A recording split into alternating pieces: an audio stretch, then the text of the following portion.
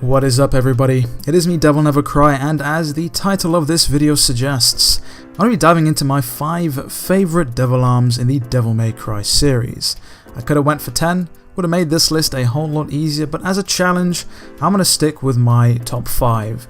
Now, it should be noted that I did say my favourite weapons, not what I think are the best weapons, which is an entirely different topic in and of itself. As always though, make sure you subscribe to stay up to date with anything and everything DevilNeverCry and hit that notification bell so you don't miss out when new content drops. And with the intro of this video out of the way, let's dive into number 5. This may come as a bit of a surprise to some, but number 5 is Nevin. Oh my god, what? Nevin's not top 3? Top 2? It's not even your first? Your favourite? No, it isn't, unfortunately. Don't get me wrong, Nevin in and of itself is a very unique concept, a musical instrument. As a weapon in an action game, fantastic. The fact that Dante literally defeats enemies and destroys his foes by jamming, riffing on this guitar, an amazing concept. You know, it turns into a scythe, things just get even better and better. And you know, it's a pretty cool color, so to speak, for a guitar. I'm glad they didn't make it just yellow or white to reflect the lightning capabilities of it. And speaking of the lightning capabilities, it shoots out electrical bats. Like, what more could you want? It's not the most beginner-friendly weapon, I will say that much, but it is pretty cool once you get the hang of it, and the fact that you can reap foes with the scythe movement is a pretty cool concept. It's very unique, but for me, I'm going to keep it at number 5. Oh, and I guess it goes without saying that the boss is pretty cool as well, and I know a lot of you tend to have Nevin as your ultimate DMC waifu, and more power to you. Moving on to number 4 though. This one comes as a little bit of a cheat for this list, and it's gonna be Red Queen. I can already tell there's some Nero non-enthusiasts in the chat like, what? I can't believe you put Nero's Red Queen over Nevin. Like, what the hell's wrong with you? Hear me out for just a second. The Red Queen isn't technically a devil arm, it's just a hunk of iron that is apparently been tempered so much that it can withstand facing off against foes such as Burial. You know, I'm surprised that sword didn't snap in half when the two came to blows, but think about it.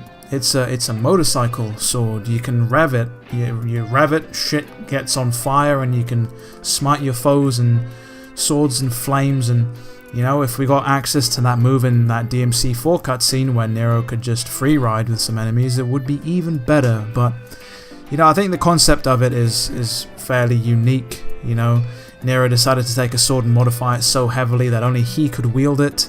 A sword so powerful that if any other normal human being were able to attempt to wield it, it would pull their arm straight out of their socket. You know, there's a line actually, I think, in the Before the Nightmare book that actually makes a mention of that, which is pretty cool nonetheless, and that's why for me it's going to be at number 4. Moving on to the top 3rd spot for me, and it is Ifrit, or Ifrit as some of you may call it.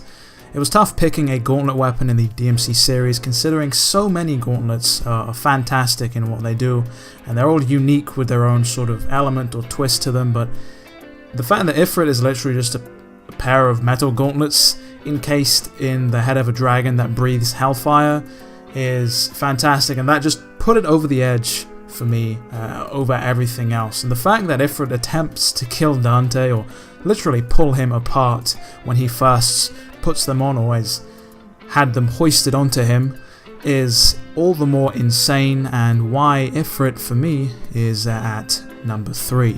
Taking the 2nd place spot is King Cerberus. I would have picked the original, but considering King Cerberus does what the original does, even more to a certain extent, I kind of had to go with King Cerberus, and I believe Cerberus actually broke the original one. This was detailed, I think, in the Before the Nightmare prequel book, which I've got plenty of videos on in the channel if you want to check out in your own time. But the fact that that's broken and Dante has this new version with 3 separate elements and 3 separate modes, it was kind of a no-brainer for me to pick this version. And you know, when I first saw it reappear in DMC 5, I was like, what? No way. Well, initially I was like, really? They should have brought some new weapons in. But at the same time, part of me was glad because I really liked Cerberus from DMC 3. Slapping people around with the revolver move, the Ice Age move to dodge attacks and destroy Furies in DMC 5. That weapon is just so versatile, and paired or packed with the shotgun, absolutely lethal combo. And that brings us to my number 1 spot, which some of you may or may not have guessed if you've tuned into my other videos or streams.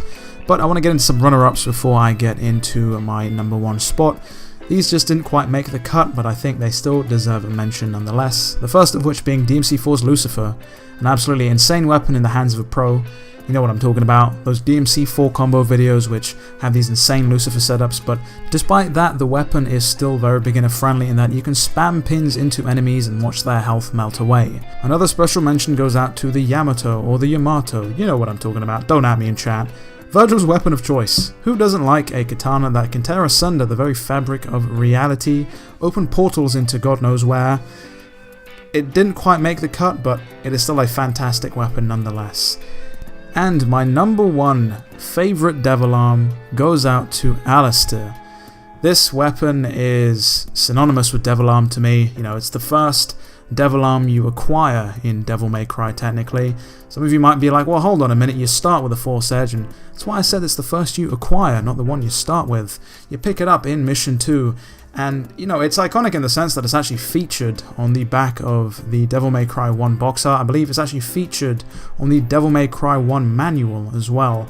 And you know, it's got an amazing introductory cutscene where it launches itself into Dante's chest, and instead of being a normal person and taking the sword out of him, Dante decides to take himself out of the sword quite painfully, with blood flying everywhere, and then he proceeds to combo up some glass, kick the sword like it's made out of nothing, like it's made out of rubber, and then casually sling it across his back, onwards and upwards on his path to Mundus. Alistar has a simple yet striking design. The crossguard is made out of the dragon's wings, with the blade jutting out of the dragon's head, as if to signify that the blade is just as lethal as a dragon's flames. I don't know what it is with Devil May Cry 1 and dragons, but you've got dragon gauntlets, dragon sword, you fight a dragon's bones, like dragon skeletons. You can go into the library in Mission 2 and read about Pluto's dragons. I don't know what the DMC team was smoking when they came up with Devil May Cry, but clearly whenever they were tripping balls they must have seen nothing but dragons.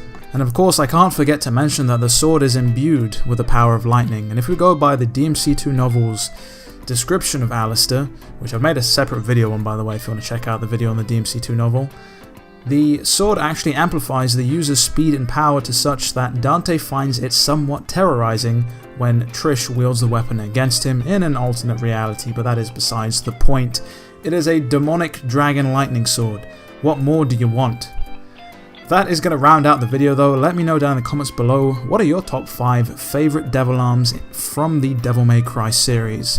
With all that said and done, it has been me, DevilNeverCry. I would like to thank all of you for watching, and as always, I'll see you all next video.